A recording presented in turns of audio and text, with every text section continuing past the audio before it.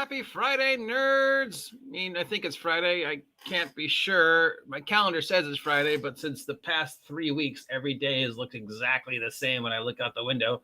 I don't know what day it is. It's certainly not spring. It's another foggy, miserable day here in my lovely beachside community, which means it's time to take a look at the latest updates in the ongoing soap opera of the ORC versus Tales of the Valiant versus 1D&D. But first, we have some sad news, or happy news, depending upon your point of view, regarding the fate of the Dungeons and Dragons movie, and it isn't good. So, now, I didn't expect this thing to be big. I've been boycotting it longer than most of you, so yeah, I've been boycotting this since August. But some people were like, oh, this is going to be a multi-billion-dollar franchise. It's going to jumpstart D&D. It's going to jumpstart a franchise. There were individuals who were saying this was going to be bigger than Marvel, bigger than Harry Potter, bigger than Star Wars, movie-wise. I don't know why they would think that. I mean, even before the January OGL and the fact that the creators and the actors of the movie seem to be going out of their way to make it sound like a joke. It's just the wrong time. I mean, let's call a D20 a D20. Late 2022, 2023. Just this, the audience wasn't there, I don't think, even before everything that happened. Just the wrong time, I think. People still aren't really going to the movies. Nobody really wants to spend that much money for something they know they're going to be able to see on streaming in another week or two. Well, the audience was there. Was it there? I knew it'd be good. I knew it could be Guardians of the Galaxy, Pirates of the Caribbean good, but I don't know if it had, I didn't even know, if it was going to make as much money as people were saying, especially when Hasbro came out that very first week saying they only expected it to make 40 million opening weekend. And then they pushed it back twice. And then the January OGL nonsense happened. And then all the articles coming out about, the director saying things like, the main character's a joke, and here's where the Easter egg is, and here's where the Easter egg is. And all of us who understand how the film business works are going, no, stop it. Stop saying these things. Yeah. So we have the final money, and it's not good.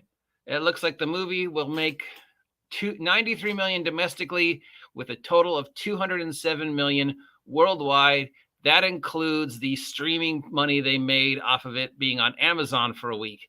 Now, that was another mistake. They put it on Amazon on the 3rd, and they didn't tell anybody about it to the 8th. And then the very next day, they announced that it's going to be on Paramount Plus or Max or whatever it's called now for free. And then they give you a coupon to get the Paramount for free for a month. So why would I pay the $20 to watch it on Amazon if I could just wait another week and watch it for Paramount Plus / Max / whatever it's called now? DVD has been announced for the end of this month, which is just rushing it. And apparently the DVD is going to contain a whole bunch of behind the scenes making of documentary stuff to pad the price of the DVD. But, $207 million, who of us doesn't wish we had that in pocket change? But movie-wise, that's not a lot. Franchise starter, blockbuster in this day and age, $207 million is nothing. That's Wes Anderson money. That's not jumpstart a franchise money. It needed to make at least $1 billion. That's even though Hasbro came out a week after August and said they only expected it to make 40 million opening weekend. When Hasbro is telling you the movie's only going to make 40 million opening weekend, they're like, yeah, we don't have a lot of faith in this. But they also said they expected it to make $1 billion by the end of the run. 207 million, not even close. So as of today, they are now saying the chances of a sequel happening, probably not at all. If they do make one, it'll be low budget. It'll go direct to whatever channel they're having dealings with now. It won't be set in the realms. They've already said that. and it won't feature the same actors. So sorry, people, all the people who expected it to be huge. Yeah, okay. Well, enough of that. Now let's move on to what's going on with Paizo and the ORC. Oh, Paizo, what is going on with the ORC this week? We know the ORC's second and possibly final round is gone to the lawyers and then to the Library of Congress. So let's see if we have any information on it. Nope. We know that PaizoCon Online is coming up and that they're doing this new thing called Infinite Masters in conjuration with the VTTs that support Paizo. Please pick a name. Pick a name. What is Pathfinder Infinite? How is it different than Pathfinder 2nd Edition? And how is it different from Pathfinder Core and Pathfinder 2nd Edition Remastered? Pick a name. So what is Pathfinder Infinite? We don't know. Let's find out. Doesn't tell us. Okay. It says, is it the I guess that's the name for their VTT. So here's Pathfinder Infinite, February in review. Nope. No, nothing really about it. Nope. It looks like they're changing ancestries. We already know about that. And they're changing alignment and that stuff in the game too. There's a character development tool live for Pathfinder 2nd Edition. There's a comic book coming up. They stole somebody else's name. You can't call it Lasers and Feelings. There already is a game called Lasers and Feelings. Nope. Okay, we haven't had any news since May 15th. As of the last read through of the ORC, we still don't really understand it, but it still isn't 100% what we wanted. I suppose it's on par with the OGL 2022 before this whole disaster started. Will it actually do what we want it to do? Who knows? I guess we have to see it in play. I read through it twice. My brain couldn't handle it. Going forward, anybody who's making this kind of documents and making this kind of documents available to the general public, maybe just follow the way WikiHow explains things, because you could use that format to explain anything. Examples and clear pictures that tell me exactly what you're talking about, because otherwise my brain's like, I don't understand. All right, moving on to the fate of Tales of the Valiant. What's going on, Tales of the Valiant? Cobalt Plus, please let us know. Well, we know the Kickstarter is live. We know the Kickstarter has made 700,000. So it has surpassed its goal. It's got 5,583 backers with 28 days to go. The minimum pledge is $48, so $50. And for that, you will get the Monster Vault PDF when it becomes available, the Player's Guide PDF when it becomes available, the Alpha release when it becomes available, 2 Kickstarter playtest packets, plus previews and updates. So we know that there's currently publicly available 3 Kickstarters, at the end of which we were looking at them and going, so far, this doesn't really look that much different than 5e. The only market you have is people who probably don't own 5e yet a year from now. I would have waited a little bit longer, Tales from the Valiant. You could have been the Pathfinder to 6e, but now we'll see. And you get an Alpha release. Now, Alpha release means it's not finished yet. And then we'll get the next 2 playtests. And then the next one is $60, which pretty much gives you the same thing, except now you also get one of the things in hardcover. Yeah. Okay, so for $50, you get the PDFs and the next 2 Kickstarters. So they're expecting 5 Kickstarters total, or am I going to get 2 Kickstarters every other month until the playtest is over? What does that mean? I don't know. Basically, I'm paying you $50 to get the playtest ahead of time, even though we know the playtest is going to be available eventually on your website for free, because you're really asking a lot. Now, somebody yelled at me and said, well, that's what a Kickstarter is for. It's like, is to make money to further the project. And yes, you are correct. But a Kickstarter and a playtest are 2 different things. I shouldn't have to pay for the playtest And unless there's, at least something finished. When Kelsey did her Kickstarter for Shadow Dark, sure, there was a complete quick start rules, but she went in saying, okay, this is what I have now, but as the Kickstart grows, I'm going to add things. And then when you get the thing, please let me know what mistakes I made. So she was very upfront. These guys are like, we don't have anything ready yet. We've got 3 play tests and some surveys. Other than that, we're just throwing stuff into the blender. But if you guys give us $50, we'll let you continue into the play test. And I'm like, no, I'd like to see a little bit more finished. At least you're, the previous, if we're comparing you to Kelsey or Ben, at least I had something to look at to let me know whether I wanted to invest in this or not. So that is why I don't want to pay you $50 for a play test until I see more. Maybe a couple months from now, I might change my mind if I really think, oh, wow, you've really done something amazing. I've looked at these play tests. I definitely want to see this go into its final stages. So yes, take my money, please. But right now I'm like, I'm not going to give you $50 for a playtest, buddy. I did that last year with the Marvel Multiverse playtest, and that turned out to be a disaster. So no, I'm not paying you to playtest. But that's my personal opinion. Do what you want. A lot of people are excited about this. Most people don't care.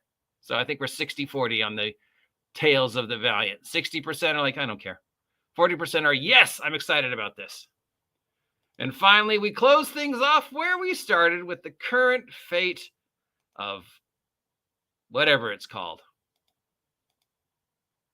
So here we are on the D&D Beyond playtest material for 1D&D. Says so right here. D&D Beyond sources, 1D&D right there. As of Wednesday, we have been informed by the font of infinite knowledge that is Jeremy Crawford that it was not called 1D&D. It was never called 1D&D. It was never supposed to be called 1D&D. 1D&D was a working title at one point in time, but it was never meant to be online. That was never the working title name.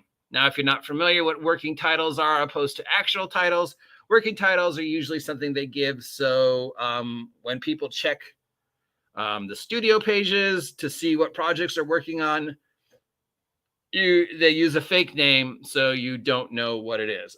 A long-running joke is working titles for Magic the Gathering runs have all been named after like food or household implements. A lot of the Marvel movies have been named after weird things before they went into final production, like Spider-Man No Way Home had I forget, it was like Boy something or Glass Window. It had some weird working title. So 1D&D was the working title. The working title means that we were never supposed to know that. I mean, one or two clever individuals who might have dug their way through the Wizards of the Coast archives might have discovered something in the calendar and seen that they were working on 1D&D, but really have no idea what that is. Right now on the calendar, it says June 2025, D&D 6X. No, June 2027. I'm sorry. June 2027, D&D 6X. That's the working title for something that's coming out in June. It gives me no idea for what it is, whether it's going to be a different version of 6, whether it's going to be re-released. We don't know. It could be an adventure. For next year, for 2024, the working title is Unnamed Vecna Adventure.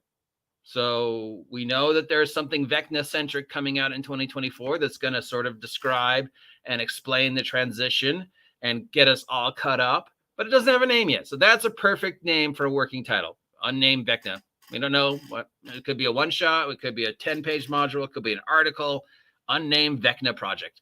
So this could have just been Unnamed D&D Project, but no, they called it 1D&D. And then for a year, they made sure that we understood the name for this was 1D&D. All D&D will come together under 1D&D going forward. You will never need to own another edition of D&D because this is 1D&D. Well, apparently not. It was never supposed to be called 1D&D. So all that energy and arguments that Wizards of the Coast invested in to make sure we understood the name was 1D&D for the past year, ignore that. It never happened. Right now, it doesn't have a name. Right now, we are on Player's Handbook Playtest 5. Right now, we know that the Druid was not met with the results that they wanted, so they're going to be redoing the Druid. We know that the Rogue didn't meet with the results that they wanted, so they're going to be redoing the Rogue. And we know it doesn't have a name. We know we're expecting at least one more playtest, besides the fact they told us there's going to be no more playtests. And at some time in 2024, we will be getting something. We don't know what it is because Wizards of the Coast has also informed us that the printers can't print out the product.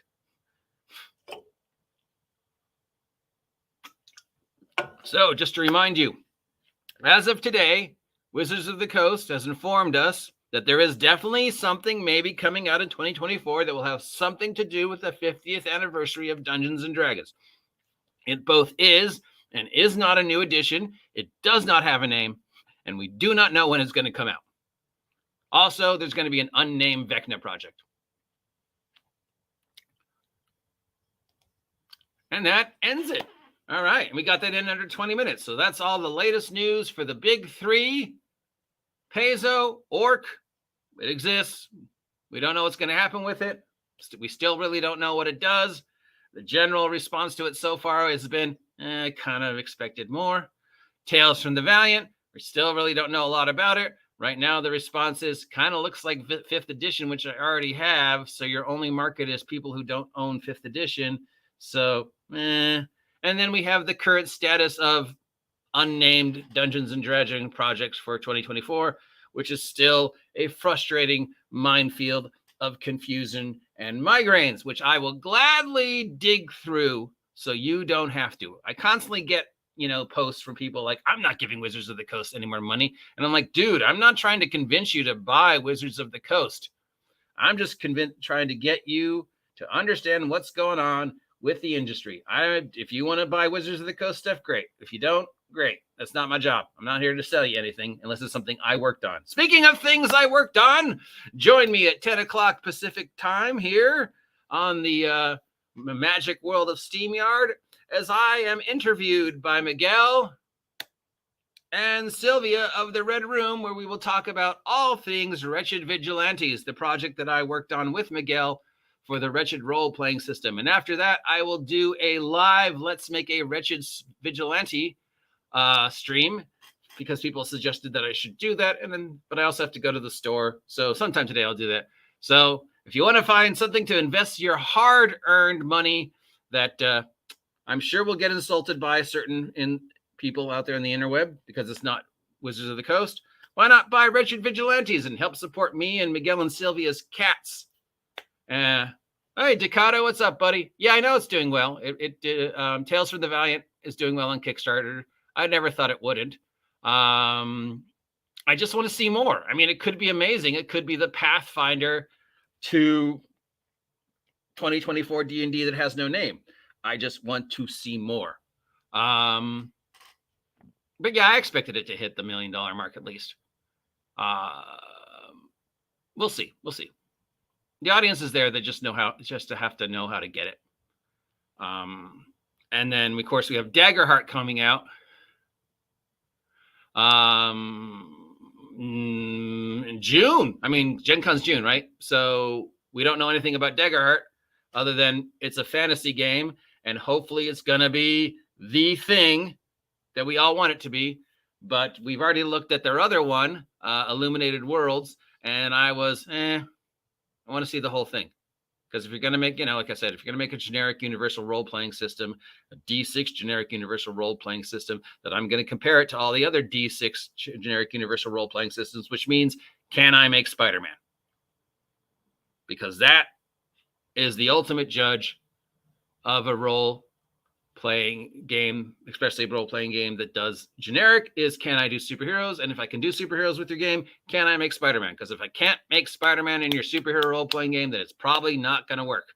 Which means when I do my example playthrough of building a character in Wretched Vigilantes, I'm going to try and make Spider-Man. Because if anybody deserves to be hard on Wretched Vigilantes, it's me, since I wrote half of it. Join me at 10 a.m. Pacific Mic time to see me, Sylvia, and Miguel talk about Wretched Vigilantes and Wretched comic books and Wretched cats.